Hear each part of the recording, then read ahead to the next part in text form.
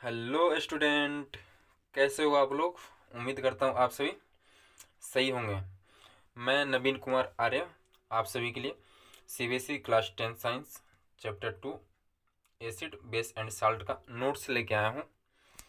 Notes आप चाहें तो लिख भी सकते हैं, लेकिन मैं यहाँ पे नवीन कुमार आर्य चैनल पे आपको ये नोट्स समझाऊंगा भी। तो ठीक है, तो चलिए स्टार्ट करते हैं। एसिड क्या होता है जानते हैं। तो एसिड के डेफिनेशन अनुसार दो substance which gives H plus ion in aqua solution called acid, यानी ऐसा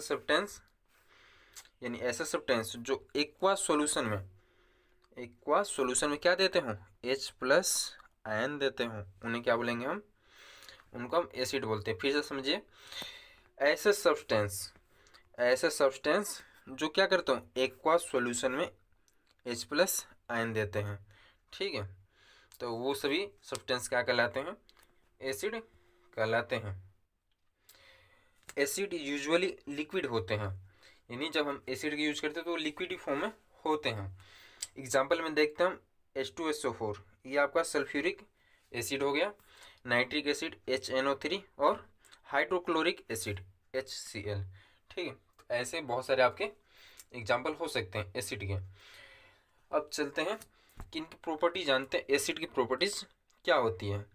तो हमारे पास सेकंड टॉपिक है जनरल प्रॉपर्टीज ऑफ एसिड। चलिए स्टार्ट करते हैं। तो एसिड की पहला प्रॉपर्टीज देखते हैं क्या होता है। Acid are sour in taste, क्या होते हैं, एसिड जो होते हैं आपके टेस्ट में कैसे होते हैं, श्योर होते हैं, यानी खट्टे होते हैं। ठीक है, और नेक्स्ट देखते हैं pH is less than 7। Acid जो होते हैं उनका जो पीएच पीएच वैल्यू आपको पता होगी 0 से लेकर 14 तक होती है। तो इसमें जो एसिड होते हैं उनका जो पीएच वैल्यू क्या होती है, 17 से कम होती है। ठीक है, 17 से कम जिनकी होगी उसे हम बोलते हैं कि वो उसकी प्रॉपर्टीज कैसे एसिडिक है।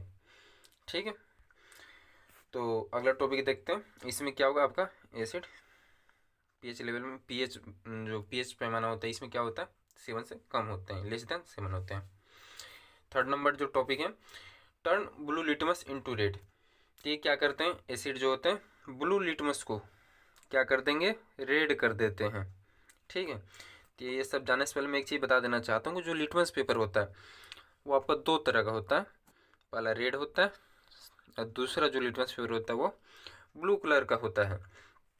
तो यहाँ जो एसिड है, एसिड क्या कर देते हैं, ब्लू लिटमस पेपर को क्या कर देते हैं, रेड कर देते हैं। और जो बेस होते हैं वो क्या करते हैं, रेड लिटमस को ब्लू कर देते हैं। तो यहाँ मैंने इसके शॉर्टकट समझाने के लिए यहाँ लिखा है ABR, मतलब ए से मतलब एसिड क्या कर देगा, ब्लू को रेड कर देगा। और जब बेस का लेना हो तो हम इसे ऊपर यहाँ बी से लेंगे, BRB, यानी ये बी बेस के लिए, बेस क्या कर देगा, रेड को ब्लू कर देगा। और एस मतलब एसिड, एसिड क्या कर देगा आपका, ब्लू से रेड। तो ये शॉर्टकट तरीका आप याद रख सकते हैं, ABRB। फर्स्ट टाइम हम 3 को लेते हैं शुरुआत के, तो ABR। जब हमें बेस के लिए लेना हो तो लास्ट वाले 3 लेते हैं, यानी बेस रेड से ब्लू। ठीक है, अब यहाँ एक मन में क्वेश्चन उठता है, एसिड जो होता है वो ब्लू को तो रेड कर देता है, पर रेड पे क्या इफेक्ट डालता है, जो हमारे, क्योंकि हमारे पास 2 लिटमस पेपर होते हैं, तो ब्लू लिटमस पेपर को रेड कर देगा एसिड, पर रेड लिटमस पेपर पर कोई इफेक्ट नहीं डालता, ये हमें याद रखना है। ठीक है, ऐसे जो बेस होता है वो रेड लिटमस पेपर को तो ब्लू कर देता है, पर ब्लू लिटमस पेपर पर कोई इफेक्ट नहीं डालता, नो इफेक्ट। ठीक है, आपका जो बेस होता है वो ब्लू लिटमस पेपर को कोई इफेक्ट नहीं डालता, बल्कि रेड लिटमस पेपर को ब्लू कर देता है। ठीक है, तो अगला टॉपिक देखते हैं, टॉपिक नंबर 4। तो able to conduct electricity in aqua solution, जो एसिड होता है अगर वो एक्वा सोल्यूशन में है, तो उसमें इलेक्ट्रिसिटी पास हो सकती है। ठीक है, यानी जो अगर एसिड एक्वा सोल्यूशन में ही है तभी केवल इलेक्ट्रिसिटी पास हो सकती है। ठीक है, तो 5वां नंबर टॉपिक देखते हैं। यहाँ लिखा है phenolphthalein remain colourless in acid. ये फिनोप्थिलीन जो होता है ये भी आपका क्या होता है, ये भी इंडिकेटर होता है, ये भी बताता है कि जो सब्सटेंस है वो एसिड है या बेस है। तो इस तरह इस इंडिकेटर के क्या कैसे पता लगाएंगे कि एसिड है कि बेस है, तो phenolphthalein remain colourless in acid, acid में क्या होता है, फिनोप्थिलीन कलरलेस रहता है। ठीक है, तो 6 नंबर प्रॉपर्टीज देखते हैं। Methyl orange gives red colour in acid. तो अगर मिथाइल ऑरेंज को एसिड के साथ मिलाया जाता है तो हमें क्या मिलता है, रेड कलर मिलता है। ठीक है, यानी मिथाइल ऑरेंज किस कलर का होता है, ये आपका ऑरेंज कलर का होता है, इसलिए इसका नाम क्या पड़ा, मिथाइल ऑरेंज। तो अगर ये सब मिलाया जाता है एसिड के साथ तो आपको किस प्रकार का कलर प्राप्त होता है, रेड कलर आपको प्राप्त होता है। ठीक है, तो उम्मीद करता हूँ आपको एसिड समझ में आया होगा, एसिड का प्रॉपर्टीज समझ में आया होगा। चलिए बेस की तरफ बढ़ते हैं। Those substance which give OH minus ion in aqua solution, यानी ऐसा सब्सटेंस जो एक्वा सोल्यूशन में हमें क्या देते हैं, OH आयन देते हैं। ठीक है, हमें क्या मिलता है एक्वा सोल्यूशन में, OH आयन मिलता है। तो ऐसे कंडीशन में उस सब्सटेंस को हम क्या बोलते हैं, उस सब्सटेंस को हम बोलते हैं बेस। ये क्या होते हैं, ये भी यूजुअली लिक्विड होते हैं। ध्यान रखना हमें, एसिड और बेस दोनों ही यूजुअली क्या होते हैं, लिक्विड ही होते हैं। ठीक है, तो आपका बेस का यहाँ एग्जाम्पल है sodium hydroxide, potassium hydroxide, magnesium hydroxide. ठीक है, तो इसका भी जो हम जानते हैं क्या क्या प्रॉपर्टीज होती है बेस में। जनरल प्रॉपर्टीज ऑफ बेस का जनरल प्रॉपर्टीज क्या होता है जानते हैं। तो base are bitter in taste, base क्या होते हैं, टेस्ट में कैसे होते हैं, बिटर यानी कड़वे होते हैं। ठीक है, तो आपका ये एक प्रॉपर्टीज हो गया। सेकंड प्रॉपर्टीज देखते हैं, pH इज मोर देन 7। जैसे आपको पता है एसिड में क्या था, एसिड में जो pH होता था, pH वैल्यू एसिड का वो 7 से लेस देन होता था, कम होता था। ऐसे बेस में क्या होगा, बेस में आपका 7 से ज़्यादा होता है। ठीक है, एसिड कितना होगा, एसिड 0 और 7 के बीच में होता है। अब बेस क्या होता है, 7 और 14 के बीच में pH वैल्यू इनकी होती है। एक चीज़ ध्यान रखना है, जो 7 होता है, 7 पे आपका क्या होता है, 7 पे अगर कोई वैल्यू आसपास आती है, pH लेवल जिसका 7 का आसपास होता है उसे हम क्या मानते हैं, न्यूट्रल मानते हैं। जैसे कि आपका एग्जाम्पल में वाटर हो गया। ठीक है, वाटर को हम क्या मानते हैं, वाटर को हम न्यूट्रल मानते हैं। ठीक है, ऐसे बहुत सारे भी आपके न्यूट्रल सब्सटेंस हो सकते हैं। 3 नंबर पे देखते हैं, 3 नंबर प्रॉपर्टीज क्या है, turn red litmus into blue. तो आपके जो बेस होते हैं क्या करते हैं, रेड लिटमस को किस चीज़ में चेंज कर देते हैं, ब्लू में चेंज कर देते हैं। मैंने आपको एक शॉर्ट ट्रिक बताई थी, जब एसिड वाला लेना हो तो शुरू के 3 लेते हैं, और जब बेस वाला लेना हो तो ये लास्ट के 3 लेते हैं।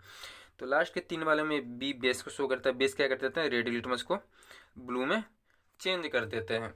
ठीक है, तो यहाँ लिखा भी मैंने शॉर्टकट में, बेस रेड टू ब्लू। ठीक है, तो बेस जो क्या कर देते हैं, रेड लिटमस को ब्लू में चेंज कर देते हैं। शॉर्ट ट्रिक है, शॉर्ट ट्रिक आप बहुत आसानी से याद कर सकते हैं। एसिड के लिए शुरू के 3, बेस के लिए लास्ट के 3। ठीक है, इस तरह आप करके बहुत आसानी से इसे याद कर सकते हैं। चलिए चौथा नंबर प्रॉपर्टीज देखते हैं बेस की, able to conduct electricity in aqua solution. तो जो बेस होते हैं अगर वो एक्वा सॉल्यूशन में है तब उसमें क्या हो सकती है, इलेक्ट्रिसिटी पास हो सकती है। कब, अगर बेस एक्वा सॉल्यूशन में है तो इसमें इलेक्ट्रिसिटी पास हो जाती है। ये भी एक प्रॉपर्टीज हुआ। ठीक है, तो चलिए आगे देखते हैं प्रॉपर्टीज नंबर 5, टर्न फेनोल्फथलीन पिंक। तो जैसे मैंने आपको बताया था कि फेनोल्फथलीन भी क्या होता है, ये आपका फेनोल्फथलीन भी एक प्रकार का इंडिकेटर होता है। और फेनोल्फथलीन को अगर बेस के साथ मिलाया जाता है तो क्या कर देते हैं, उसे पिंक कलर का बना देते हैं। ठीक है, यानी अगर फेनोल्फथलीन बेस के साथ मिलता है तो क्या हो जाता है, वो पिंक हो जाता है, पिंक कलर का हो जाता है। ऐसे प्रॉपर्टीज नंबर 6 देखते हैं बेस का, methyl orange gives yellow colour इन बेस। अगर मेथाइल ऑरेंज क्या करता है, मेथाइल ऑरेंज बेस के साथ क्या बनाता है, येलो कलर बनाता है। ठीक है, तो ये हो गया आपके एसिड और बेस के डेफिनेशन के साथ साथ इनके प्रॉपर्टीज जिन्हें आपको याद रखने हैं। तो स्टूडेंट हमारा अगला टॉपिक है इंडिकेटर। इंडिकेटर क्या होता है जानते हैं, indicator are chemical substance that indicate about acid और base of a chemical substance. तो इंडिकेटर जो होता है, तो इंडिकेटर क्या करता है, अगर कोई केमिकल सब्सटेंस है तो केमिकल सब्सटेंस को क्या करता है, अगर इंडिकेटर पर डाला जाता है तो क्या करता है, वो इंडिकेट करता है और बताता है कि वो चीज़ एसिड है या बेस है। ठीक है, तो इंडिकेटर भी क्या होता है, आपका केमिकल सब्सटेंस ही होता है, इसे भी हम ध्यान रखेंगे। जो क्या बताता है, किसी केमिकल सब्सटेंस के विषय में बताता है और इंडिकेट करता है कि वो एसिड है या बेस है। आपको 3 तरह के इंडिकेटर मिल जाते हैं वैसे। एक होता है सिंथेटिक इंडिकेटर, ठीक है। सिंथेटिक इंडिकेटर क्या होता है, जो लैब में बनाए जाते हैं, जैसे मिथाइल ऑरेंज हो गए, फेनोप्थिलीन, ये क्या होता है, सिंथेटिक इंडिकेटर होता है। अब देखते हैं नेचुरल इंडिकेटर। नेचुरल इंडिकेटर क्या होता है जानते हैं। नेचुरल इंडिकेटर जो नेचर में पाए जाते हैं, जैसे आपका लिटमस हो गया। लिटमस क्या होता है, लिटमस एक तरह का पेड़ होता है, लिटमस का पेड़ होता है, जिसके मतलब पेड़ ही होता है एक तरह का, जिससे हम लिटमस पेपर बनाते हैं। ठीक है, तो ये भी आपका नेचुरली होता है। टर्मरिक, टर्मरिक आप हल्दी जानते ही हैं, तो टर्मरिक और लिटमस ये आपके दो नेचुरल इंडिकेटर होते हैं, जिसका यूज हम एसिड और बेस का पता लगाने में करते हैं। अब देखते हैं all factory indicator. All factory क्या होता है, जो एसिड बेस के साथ अलग अलग गंध छोड़ते हैं। तो ऑल इंडिकेटर जो होते हैं वो क्या करते हैं, अलग अलग तरह के ऑर्डर छोड़ते हैं। ऑर्डर यानी गंध होती है आपकी, ठीक है। जैसे कि ओनियन, ओनियन में अगर एसिड और बेस डाल जाए तो वो अलग अलग तरह के आपके ऑर्डर यानी गंध या सुगंध छोड़ते हैं, ठीक है। क्लोव, वनीला, ठीक है। इस तरह के आपके बहुत सारे और भी चीज़ें हैं जो ऑर्डर छोड़ते हैं एसिड और बेस के साथ मिलाने पे, तो उसके आप बोलेंगे ऑल फैक्ट्री इंडिकेटर। आप जानते हैं टेबल 2.1 जो आपका बुक एनसीईआरटी बुक जो है उसमें दिया हुआ है, तो कैसे इसे भरेंगे। यहाँ पे आपको टेबल 2.1 में कोई सैंपल लेना है, ठीक है। तो सैंपल में कोई आपको एसिड लेना है, आप सोडियम भले HCl ले सकते हैं, आपका H2SO4 ले सकते हैं, या HNO3, कोई भी आप एसिड यहाँ पे ले लेंगे। तो जब आप यहाँ कोई एसिड भरते हैं बुक में, जब भरना है आपको यहाँ पे, तो जब आप यहाँ भर सकते हैं कोई भी तीनों में से कोई सा भी, तो आपको रेड लिटमस कर क्या करता है, एसिड जो होता है रेड लिटमस पे कोई इफेक्ट नहीं डालता है, ठीक है। आप ब्लू लिटमस को क्या कर देता है, रेड कर देता है। फिनोप्थिलीन में क्या होता है, एसिड कलरलेस, कलरलेस रहता है, ठीक है। और मिथाइल ऑरेंज सॉल्यूशन जो होता है उसको रेड कर देता है, क्या चीज़, एसिड। आप कोई भी एनी एसिड, मतलब मैं इसलिए लिखा हूँ क्योंकि आप कोई भी एसिड लिख सकते हैं, HNO3 लिख सकते हैं, ठीक है, नाइट्रिक एसिड, या और भी कोई एसिड लिख सकते हैं। बेस, आप कोई भी बेस ले सकते हैं, सोडियम हाइड्रोक्साइड या मैग्नीशियम हाइड्रोक्साइड, पोटेशियम हाइड्रोक्साइड, कोई सा भी। तो ये जो बेस होते हैं ये रेड लिटमस के साथ क्या करते हैं, ब्लू कर देते हैं रेड लिटमस को। आप ब्लू लिटमस पे कोई इफेक्ट नहीं डालते हैं। फेनोप्थिलीन सॉल्यूशन क्या कर देते हैं, पिंक कर देते हैं। और मिथाइल ऑरेंज को क्या कर देते हैं, येलो कर देते हैं। ऐसे करके आपको भरना था टेबल 2.1। ये आपको बुक में दिया, आप चाहे तो बुक में भी भर सकते हैं। चलिए आगे बढ़ते हैं, देखते हैं और क्या पढ़ने में। तो स्टूडेंट हमारा अगला टॉपिक है how do acid and base react with metal. इन जो हमारे एसिड और बेस होते हुए मेटल के साथ कैसे रिएक्ट करते हैं, चलिए जानते हैं। तो यहाँ मैंने सीधा फार्मूला लिख दिया, ये आपका फार्मूला रेड कलर में जो लिखा पड़ा है। तो इसमें लिखा है एसिड और बेस, इन दोनों का अगर रिएक्शन कराया जाता है हमारे पास क्या मिलता है, साल्ट और हाइड्रोजन। साल्ट क्या होता है, आपको मन में विचार आ रहा होगा साल्ट क्या होता है। साल्ट क्या होता है, ये यूजुअली कैसे होते हैं, सॉलिड होते हैं। तो ऐसे सब्सटेंस जो सामान्यतः सॉलिड होते हैं उनको हम साल्टी कहते हैं, ठीक है। साल्ट का एक अपना केमिकल पहचान भी होता है कि वो आयन से मिलके बने होते हैं। इसके विषय हम आगे डिस्कस करेंगे, जब इसका साल्ट का वो बहुत बड़ा टॉपिक है आगे, इसके विषय में आगे डिस्कस करेंगे। लेकिन जान लीजिए अभी यूजुअली कैसे होते हैं, साल्ट सॉलिड होते हैं, ठीक है। तो एसिड और मेटल मिलकर क्या बनेंगे, साल्ट और हाइड्रोजन गैस बनाते हैं, ठीक है। तो देखते हैं जैसे हमारा हाइड्रोक्लोरिक एसिड हो गया। हाइड्रोक्लोरिक एसिड को क्या किया जाए, अगर जिंक, आपको कोई मेटल ले लीजिए, जिंक क्या होगा, मेटल, इसके साथ अगर रिएक्शन होता है तो हमें क्या मिलता है, ZnCl2, जिंक क्लोराइड और हाइड्रोजन गैस मिलती है, ठीक है। तो यहाँ जिंक क्लोराइड क्या होता है, आपका साल्ट होता है। तो आप ध्यान से देखेंगे पता चलेगा ये एसिड को हमने अगर मेटल के साथ मिलाया तो हमें क्या मिला है, एक साल्ट मिला और हाइड्रोजन गैस मिला, ठीक है। नेक्स्ट देखते हैं एक और एग्जाम्पल। यहाँ आपका H2SO4, ठीक है। सल्फ्यूरिक एसिड को अगर हम मेटल आयरन के साथ अगर रिएक्शन करवाते हैं तो हमें क्या मिलता है, आयरन सल्फाइड, जो कि आपका क्या होता है, आयरन सल्फाइड क्या आपका साल्ट है, और हाइड्रोजन गैस आपको मिलती है। तो यहाँ गैस का भी इवोल्यूशन होता है, ठीक है, गैस का इवोल्यूशन होता है। तो और भी चीज़ देखते हैं। तो यहाँ आगे बढ़ने से पहले एक चीज़ समझते हैं, metal displaced hydrogen from acid. तो मेटल क्या करता है, ये जो मेटल है आपका, ये जो एसिड है इससे हाइड्रोजन को डिस्प्लेस कर देता है, हाइड्रोजन को हटा देता है। And metal combined with remaining part of acid. और जो रिमेनिंग पार्ट होता है, जैसे यहाँ क्या बचा रिमेनिंग पार्ट, SO4 है, तो SO4 के साथ क्या किया, Fe रिएक्शन कर गया और क्या किया, H2 को डिस्प्लेस कर दिया। तो आपका H2 इधर आ गया डिस्प्लेस, और जो रिमेनिंग पार्ट बचा SO4 इसके साथ मेटल रिएक्शन करके साल्ट बना दिया। ठीक है, यही चीज़ यहाँ पे समझाया जा रहा था। ओके, तो चलिए आगे बढ़ते हैं। अभी आपने देखा कि एसिड को हमने मेटल से मिलाया तो कैसे वो रिएक्ट कर रहा था। ठीक है, एसिड को जब हमने किसी मेटल से मिलाया तो रिएक्शन में क्या बना था आपका, साल्ट और साल्ट बना, और क्या बना आपका H2 हाइड्रोजन गैस छोड़ रहा था वो। ठीक है, प्रोसेस यहाँ भी सेम वही हो रहा है। बेस को भी अगर मेटल से मिलाया जा रहा तो हमारा साल्ट मिल रहा था, उस साल्ट के साथ क्या मिलता है, हाइड्रोजन गैस मिल रहा था, यहाँ भी मिल रहा है। तो लेकिन इस रिएक्शन की एक खासियत होती है, यहाँ लिखा है only so metal react with base to give salt and hydrogen gas.